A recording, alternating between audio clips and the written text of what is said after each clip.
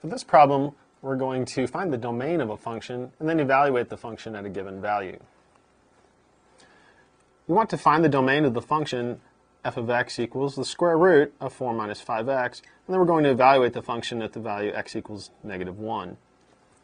Because this is a square root function and the square root has an even index, we want to make sure that this radicand is positive, or 0. So we'll take the radicand, 4 minus 5x, and we'll just set that greater than or equal to 0, and then solve this inequality for x.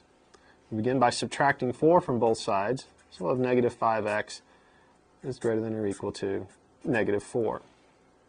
Next, we're going to divide both sides by -5. Remember that when you divide both sides of an inequality by a negative, you need to switch the direction of the inequality.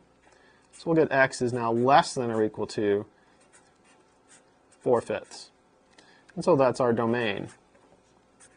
It's a set of x values such that x is less than or equal to 4/5. Now we want to evaluate the function, the value x equals -1. In function notation, we want to find f of -1. So we just need to substitute the value -1 for x in our function definition.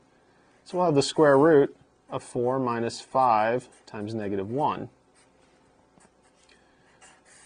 This will give us 4, and a negative times a negative is positive, so we'll have 4 plus 5. So we have the square root of 9, which is 3.